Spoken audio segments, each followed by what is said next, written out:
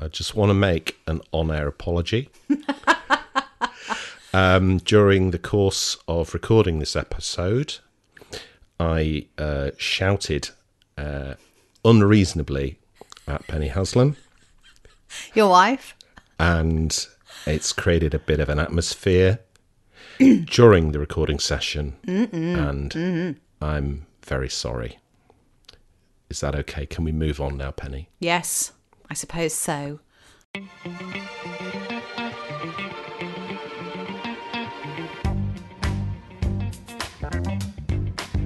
Hello and welcome to Make Yourself a Little Bit Famous, the business podcast that helps you power up your profile and get known for what you do.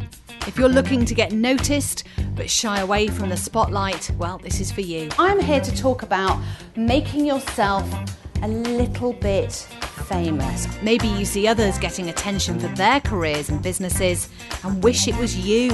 Oh, if so, you need to make yourself a little bit famous. Coming up in this episode, we're hitting the campaign trail. I'm running for mayor. I've got my campaign issues and my campaign trail. Find out why kissing babies and chewing gum is great for your profile and your business. You might have a pet, but do you have a pet subject? In my practical tips, we ask, what is your area of expertise? And we answer your questions. Today, it's an academic who just wants to have fun. Academics just want to have fun. Oh yeah, academics just want to have... That's all that... Sorry. Plus, who's making themselves a little bit famous, Penny? Well, he's got a crystal ball and he gets on stage to tell businesses how to prepare for what's coming over the horizon. It's Tom Cheesewright. Who thinks that change is happening faster now than any point in the past? So he's a speaker. Why is that great, Penny? Well, you get to shake hands with the whole room in one go. And as ever, we have another Make Yourself a Little Bit Famous challenge for you to tackle. We call it newsjacking. Don't worry, it's not a felony. I'm Penny Haslam, an award-winning motivational speaker and author. I'm also a former TV business journalist and presenter from the UK. And I'm Steve Blears, a TV producer and director. I produce the show. Together we are... One more time. Doing together? Go on. Together we are... Oh, I don't... Do I say we are? Just bit famous. Okay. Bit famous. First up, what are you motivationally speaking about, Penny? Well, today we're smiling, we're shaking hands, we're kissing the babies. This story comes from an interview I did with an entrepreneur I'd just met called Jay Klein. Now, he's the inventor of a chewing gum called Pure Gum. So, loads of entrepreneurs assembled at this big shindig.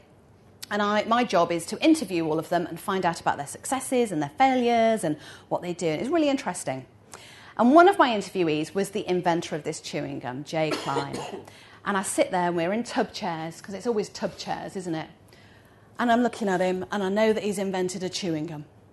And because I'm a former BBC business journalist, I'm slightly patronising towards him in my mind, right? And so I'm looking at him going, oh, you made a little chewing gum, did you? Invented it. Have you not heard of Wrigley? Kraft. The massive market dominators, $26 billion industry. How is little Jay Klein going to get any traction with his product? No idea. But I didn't ask it quite like that. I just went, so how are you getting exposure for the gum? And he told me. He said, Penny, I am running for mayor. Not literally, figuratively. I'm running for mayor. I've got my campaign issues and my campaign trail. And I'm going around the world and I'm shaking hands with people who might be interested in my gum and selling it. And I'm putting it into their hands so they can experience it in a packet, not straight out of his mouth. So what did he mean, running for mayor? Well, it was about being useful, not salesy. So he could bang the drum about Pure Gum all day long. Come to me, buy some Pure Gum. Pure Gum's brilliant, amazing, amazing, amazing. And it is a good gum, you know. But that can get tiresome. It's just another form of advertising, marketing, selling. But actually what Jay wanted to do was be authentic and engage people in a different way. And because he was an entrepreneur, he had no other choice. He didn't have the firepower of R&D and advertising and marketing that the big brands do. So he called it Running for Mayor, where he basically goes around with some campaign issues. Now, his campaign issues were connected to the gum, yes. So one of his campaign issues was about a low sugar diet because the chewing gum doesn't have any sugar in it, and an artificial sweetener called aspartame, which is reported to have negative health impacts. So those were his two campaign issues or pet subjects that he constantly returned to. So he wasn't saying, buy my gum. He was going, look at aspartame. It's got nasty stuff going on for it, and it's in most products that we eat. And talking about that. So he became a kind of expert in those areas. And the more he talked about them, the more expert he became. And he got known for talking on those subjects. And in silent brackets almost, Pure Gum's brilliant. So it's about being the figurehead for your business or your product or your service, and running for mayor, being the brand ambassador, if you like. So we all know what elections are, and if you're running for mayor, I guess kind of you're not going to go, just vote for me. Well, you vote could, for me. But it would be a bit nothing. You're going to say something like, we're going to get your trash taken out sooner, or your roads fixed. Exactly. Whatever. So you're landing on some issues that are of interest and important to other people. You're not just talking about your own agenda. Hey, I think I'd make a really good mayor. Isn't a great campaign issue, is it? Which is the same as saying, I've got a really good product and service. Because loads of people have really great products and services. So how are you going to stand out? So fashioning a couple of pet subjects for yourself, stuff you want to get known for, and then talking about those, going the whole 9 yards on writing articles, blogging, sharing stuff on those topics, help people understand what you do and what you stand for. I'll tell you what I like about this is because, when you first told me this story, I thought, you're right, crikey, how is he going to take on kind of Wrigley's gum? And then when you explained it to me, I thought, anyone could do this. This is a great thing about it. If you haven't got the money to promote your business, if you haven't got the budget for a PR agency or marketing, or self-publicist, because obviously often this stuff can translate really well inside organizations as well. If you're working in a massive organization, you kind of got to raise your own profile. No one else is going to do it for you. So if you can get known as the go-to person who loves that kind of work, who's able to do this thing or knows the most about that other thing, it really does stand you in good stead across the board. I wish I'd had it when I was working in an organisation. So how much gum did he sell? He sold absolutely tons of gum. It's sold around the world. His company a couple of years ago was valued at around $10 million. I mean, for a one-man band who just went around talking about aspartame and a low-sugar diet, he did pretty well as a back bedroom entrepreneur from Canada. And how do you feel about patronising him now? I feel ashamed, Steve. And we'll be tackling how to get on TV and radio as a go-to expert and how to do a really good job so you get asked back later on in the series. But if you'd like to run for mayor, keep listening because it's coming up next in my practical tips. And still to come in this episode, the bit famous challenge for you. Today, it's newsjacking.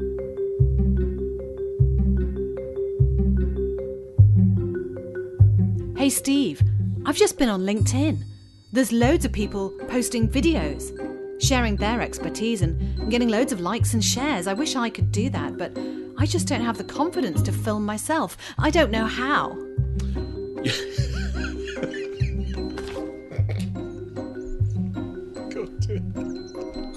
What? You need to head over to the Make Yourself a Little Bit Famous Facebook group and hit the Units tab, Penny. There's a raft of tutorials on getting started with easy business video on your smartphone. Your smote farm. Everything from confidence tips to basic editing. Oh, thanks, Steve. That sounds great.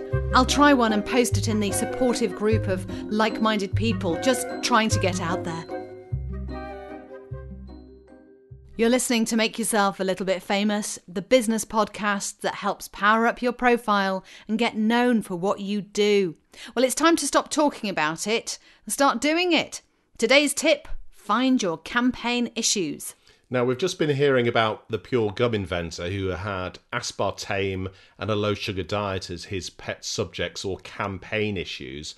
But how can you nail down your own campaign issues, Penny?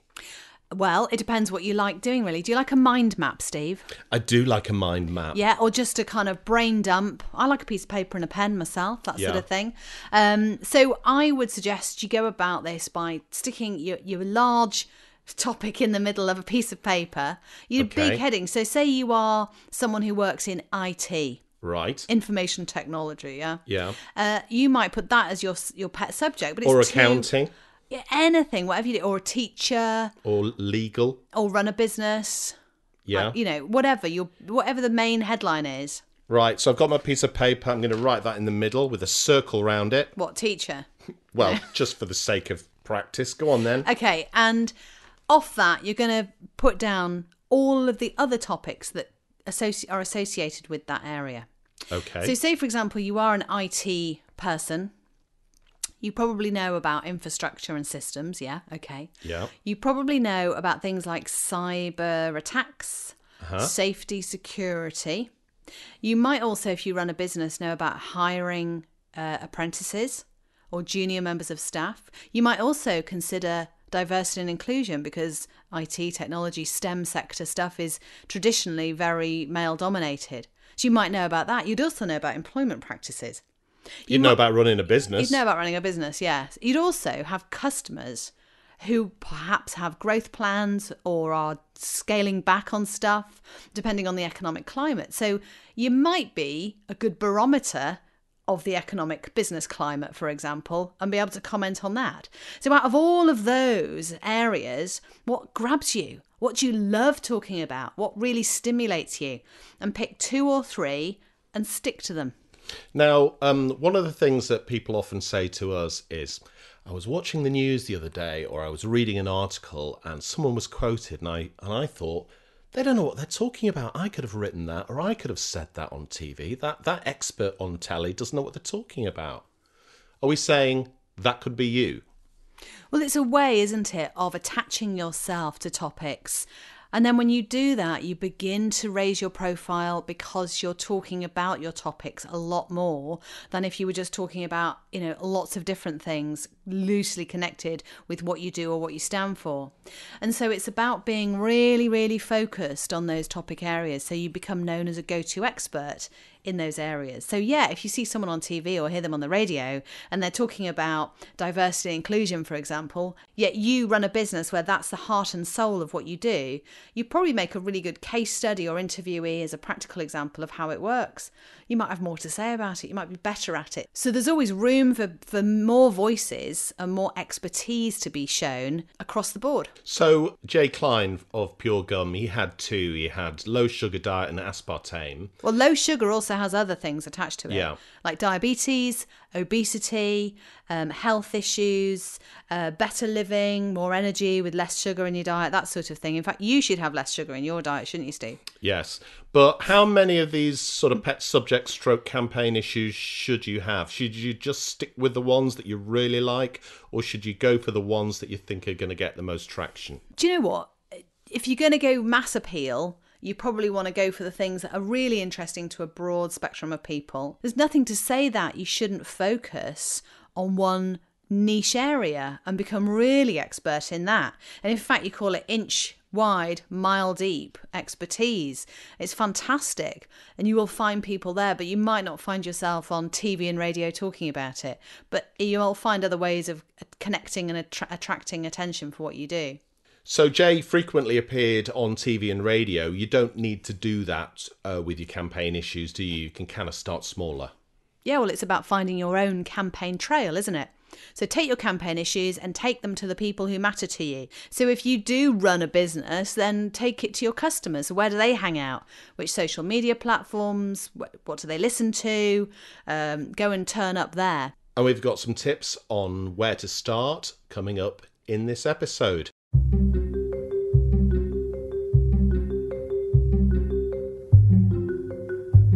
Hey Penny. Yeah? I see you've got your Sony Walkman on. What are you listening to? Some fresh vibes from the 90s? Like Marky Mark and the Funky Bunch? Not this time, Steve. I don't know why I went really high-pitched then. Not this time, Steve. I'm listening to Make Yourself a Little Bit Famous audiobook. It's available on Audible. Here, have a listen. If you want to be known, liked and trusted, then this book is for you. And most people realise this is important for business, leadership or career success. Sounds great. I could never read good at school, so this will save me time and bother of reading your excellent book. Oh, I'm glad to hear that, Steve, because it is very helpful. You can power up your profile and do other things at the same time too.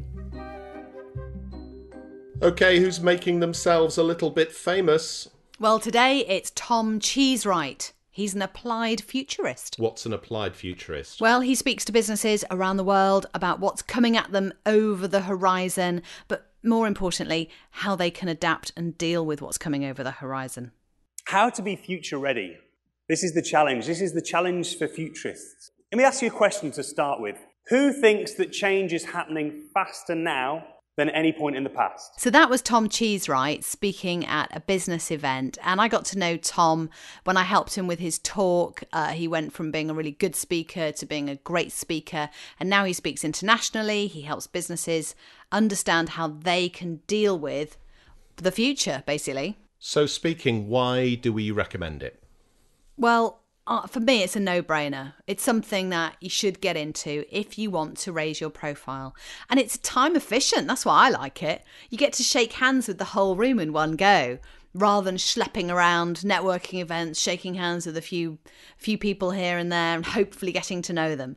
You get to stand on the stage. You say what you do, represent, what you stand for, how you can help people, essentially. And the conversion rates for customers in the room can be quite high if you get it right.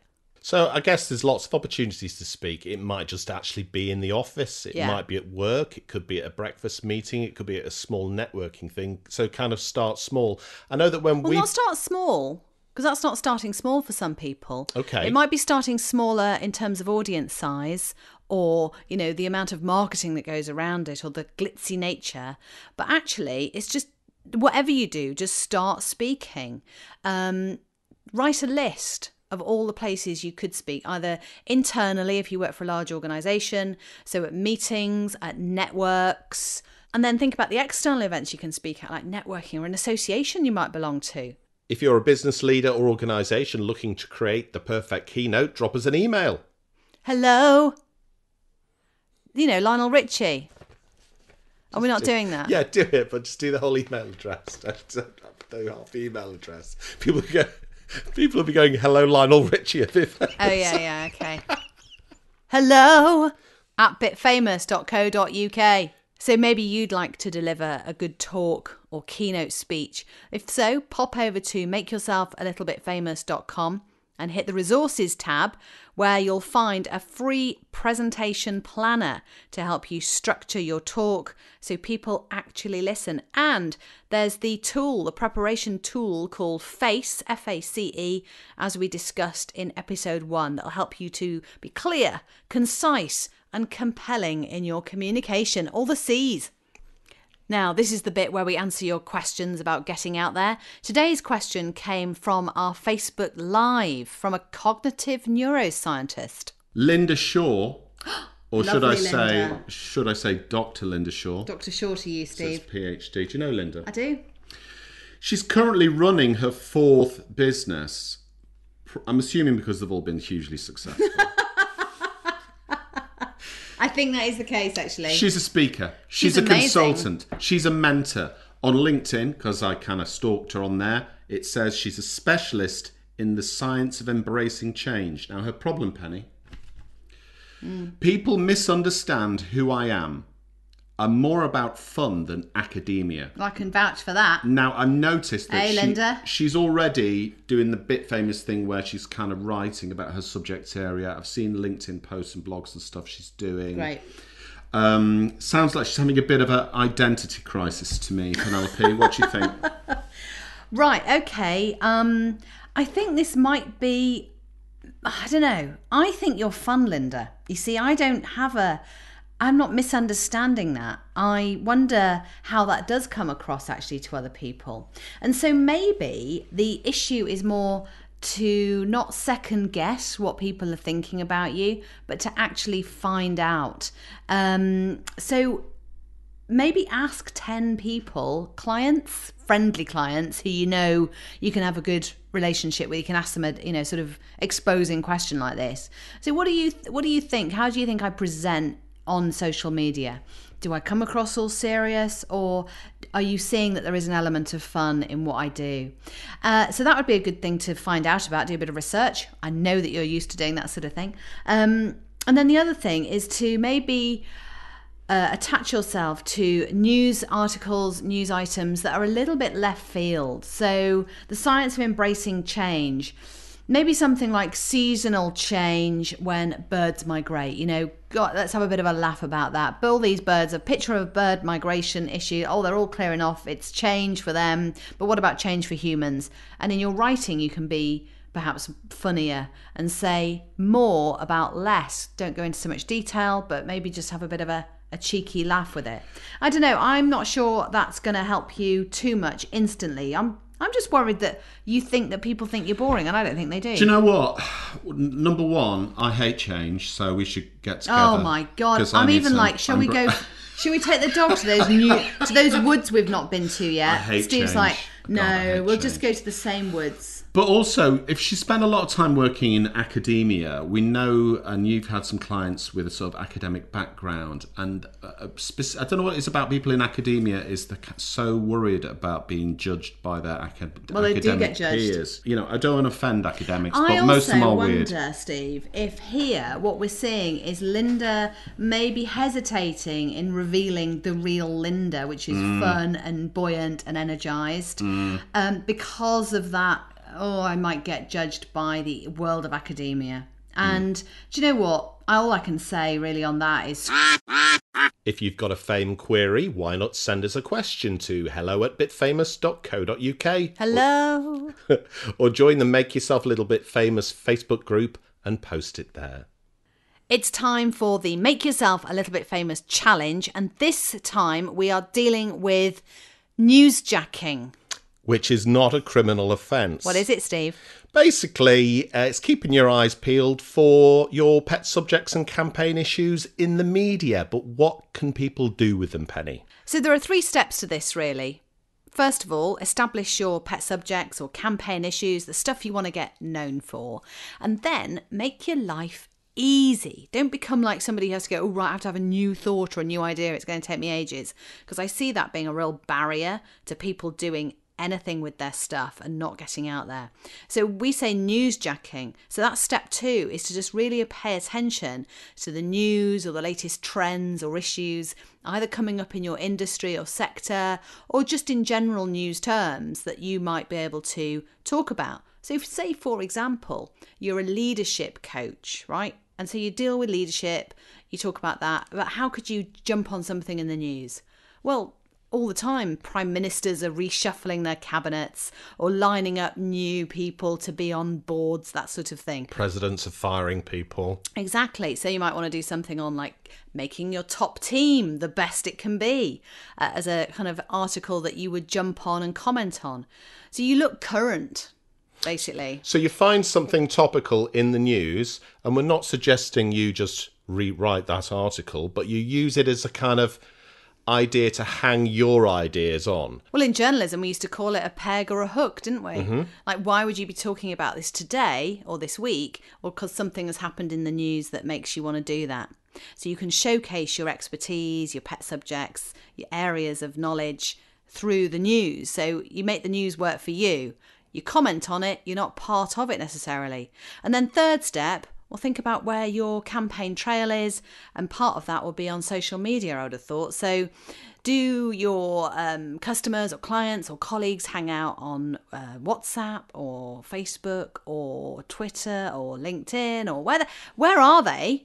Go find them and show them your stuff. So do you have to kind of like, write like a massive blog, or can you just do a tweet? I guess just sharing one of these stories or sharing a story that's in your area is newsjacking, isn't it? Yes, and it helps you look like you are congruent, engaged with your topic.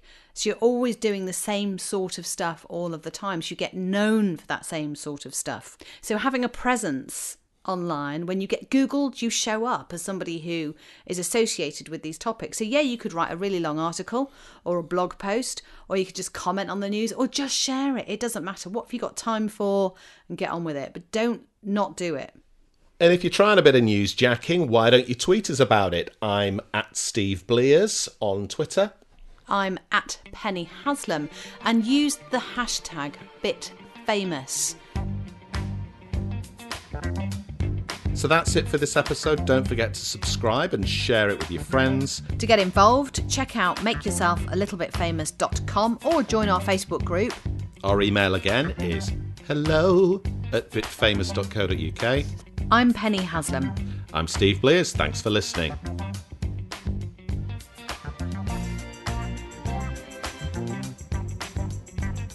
Make Yourself a Little Bit Famous is a podcast from Bit Famous Limited.